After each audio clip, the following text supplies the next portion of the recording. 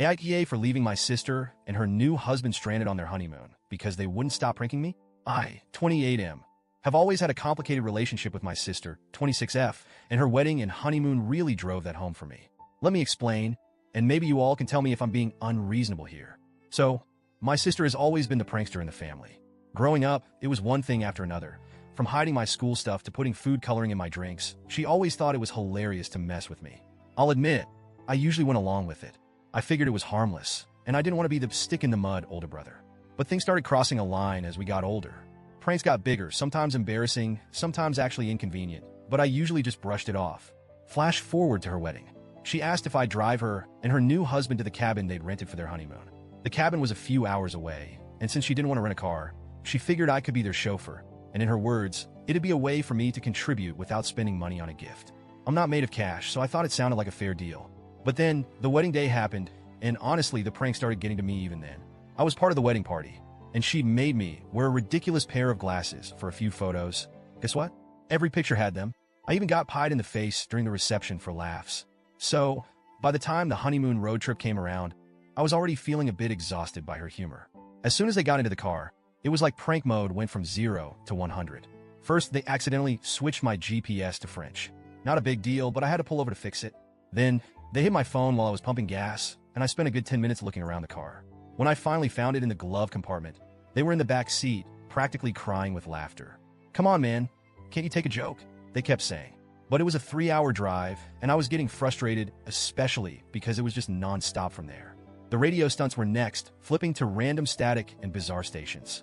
I'd change it back, and 2 minutes later, it was some creepy talk show or foreign music. "Just relax," they kept saying. "It's supposed to be funny." But it was hard to enjoy when I was constantly on edge, wondering what was coming next. When we finally made it to the cabin, I was more than ready to say goodbye. But they wouldn't let me leave right away. "Come inside, check out the view," they insisted. And look, I love my sister, so I thought, fine, I'll go in, have a snack, and then I'll be out of here. I went inside, they showed me the view, gave me a drink, and all seemed well for about 5 minutes. But when I got ready to leave, my keys were gone. I asked them, "Hey, did you see where I put my keys?" But they just gave me these innocent looks and said, "Maybe they're in the couch cushions?" So I start looking. I must have spent nearly 45 minutes turning that cabin upside down while they just sat there practically rolling on the floor laughing. When I finally found my keys taped under the table, I lost it a little and said, "I'm out. This has gone way too far." On my way out, they sprayed silly string all over my car. I kid you not. I cleaned that car before the trip, and now it was covered.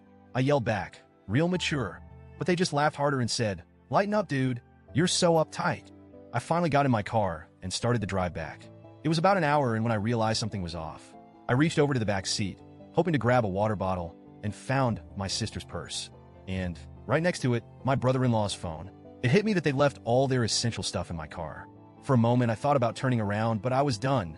Totally drained, both emotionally and physically. I figured if I went back, it would just be more pranks and more hassle. I wanted nothing more than to be home. They started blowing up my phone. My sister was panicking, saying, "Please, we really need those things. Can you come back?"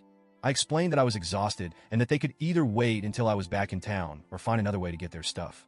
I offered to leave their things at a gas station along the route so a friend could pick them up, but they insisted I bring it back personally. At that point, I said, "Sorry, you'll just have to figure something out."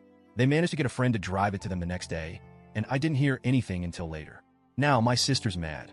She says I ruined the start of their honeymoon by being too sensitive and not being able to take a joke. She thinks I'm overreacting, that it was all in good fun, and that I made things worse by not bringing their things back immediately.